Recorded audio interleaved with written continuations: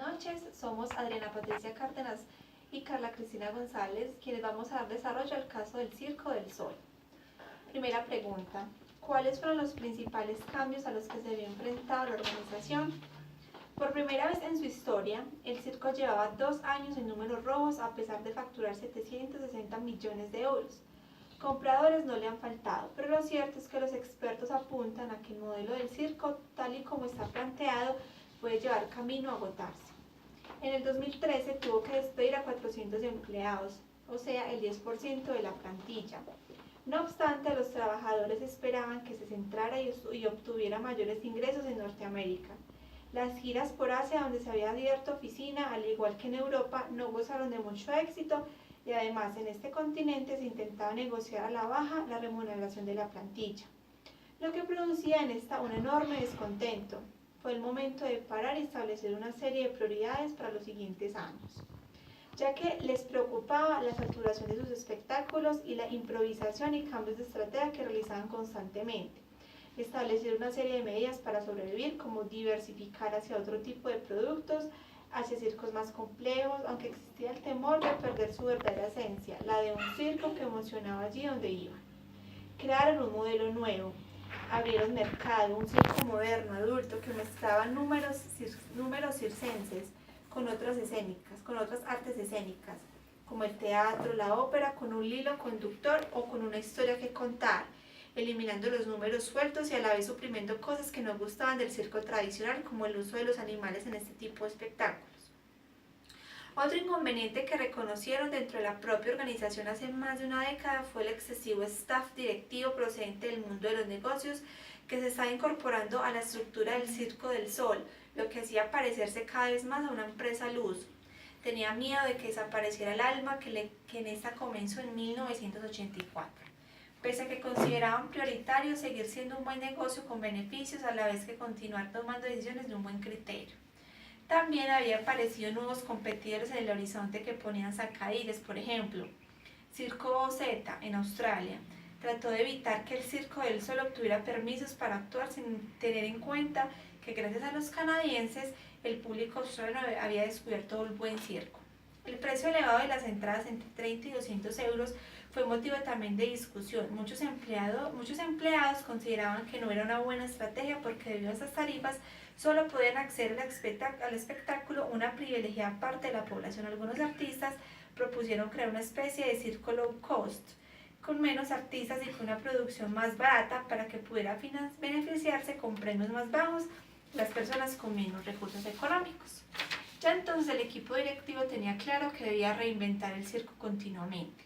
Había otro problema añadido: aunque un espectáculo funcionaría bien para el público, acabaría haciéndose viejo para los artistas y la clave era mantenernos entusiasmados y con lo que hacían. Por tanto, descubrieron que lo importante era continuar enfocándose en los artistas, lo que los artistas les había ido bien en el pasado en esta estrategia, ¿por qué no iba a funcionar ahora?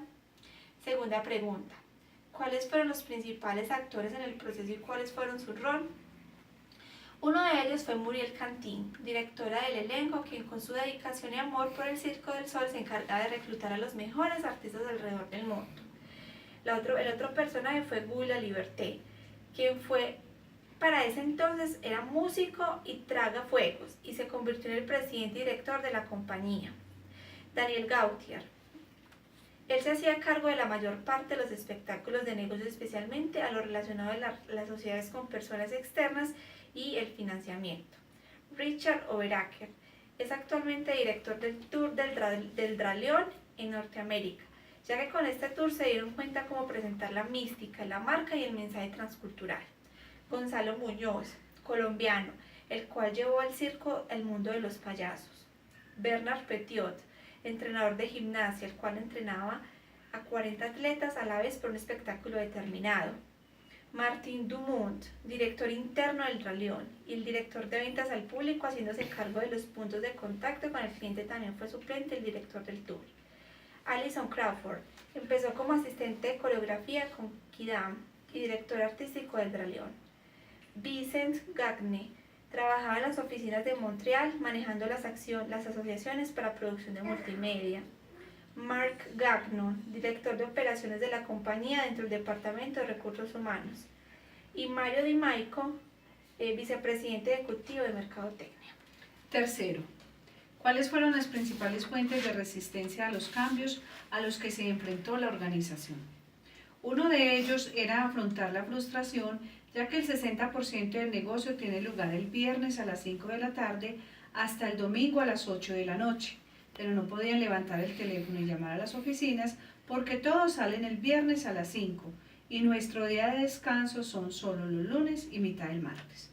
Los empleados sentían que el circo no era tan original si se comparaba con otras ofertas en Europa y que ellos esperaban que los shows continuaran y produjeran la mayor parte de ganancia en Norteamérica. Las giras por Asia habían sido menos exitosas. En 1997, Gautier y Gagnon habían intentado una descentralización estableciendo 3 oficinas centrales y centros de utilidad separados. En Norteamérica, Europa y Asia para desarrollar estos mercados, pero hubo dificultades. La compañía le pedía a la división Asia alcanzar el mismo punto de equilibrio al 70% tal como ocurría en los Estados Unidos, pero Asia estaba solamente al 65% de esa capacidad en promedio, mientras que los Estados Unidos frecuentemente alcanzaban el 90%. Las tasas de cambio también representaban una amenaza en las utilidades en Asia, así como el hecho de que, debido a que las giras mundiales comenzaban en Norteamérica y terminaban en Asia, los empleados alcanzaban una mayor antigüedad y resultaban más costosos. Cuando Asia trataba de negociar pagarles menos para manejar sus costos, se generaba una insatisfacción generalizada. La descentralización en Montreal resolvió los problemas con el staff y algunos problemas de compensación, pero disminuyó la urgencia administrativa para desarrollar los mercados externos.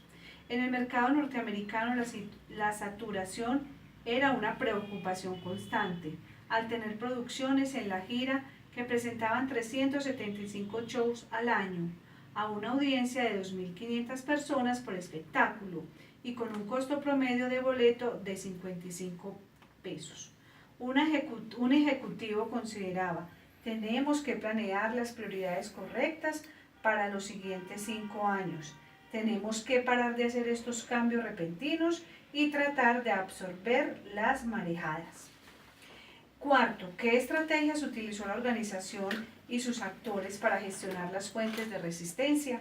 Es necesario que la planeación tome en cuenta los siguientes temas organizacionales: diversificación, otro tipo de productos, esto es, circos más complejos, spa, etc. Gagnon pensaba: la diversificación es un problema por nuestro sentido de pertenencia. Cuando la gente del espectáculo ve el show que ha creado, los conmueve, lloran, a diferencia de nosotros. Nadie llora en el giro de negocios de hotelería. Por ejemplo, la Liberté estaba invirtiendo el tiempo de la organización y su dinero en un sector nuevo para el circo, esto es, en la construcción de complejos de entrenamiento. Pouliot decía: sé que podemos hacer algo muy loco, pero ¿será viable? ¿Será una buena fuente de utilidades? Espero que alguien sepa. Cada vez hay más gente de negocios incorporándose a los altos estratos de la compañía. El foro ejecutivo estaba empezando a tener un aire propio del mundo de negocios. Pouliot comentaba: tenemos que encontrar la mezcla correcta. Creo que no deberíamos matar el alma del circo y aún así hacer un gran negocio. Tenemos muy buenas ganancias y al mismo tiempo tenemos que tomar buenas decisiones y proteger los activos. Más competencia. Un rival, Circo OZ, en Australia trató de evitar que el Circo del Sol obtuviera permiso. Gagnon comentaba: lo irónico fue que después de que el Circo del Sol saliera de Australia, OZ tuvo más utilidades en su siguiente gira. Todavía estamos abriendo mercados y es mejor no vernos entre nosotros como enemigos. Los precios altos de los boletos han estado eliminando a segmentos potenciales de público y hacen pensar a algunos de los empleados que el circo es solo para algunos círculos privilegiados. ¿Podría el circo crear algo para que aquellos que no tienen suficientes recursos económicos? Algunos artistas del circo querían crear algo como Circo Light, el cual tendrá menos artistas y sería menos caro en cuanto a su producción. El circo tenía que reinventar el circo continuamente. Aun si un espectáculo funcionaba bien para los clientes, se haría viejo para los artistas. Tiene que mantenerlos entusiasmados en su trabajo. Gracias.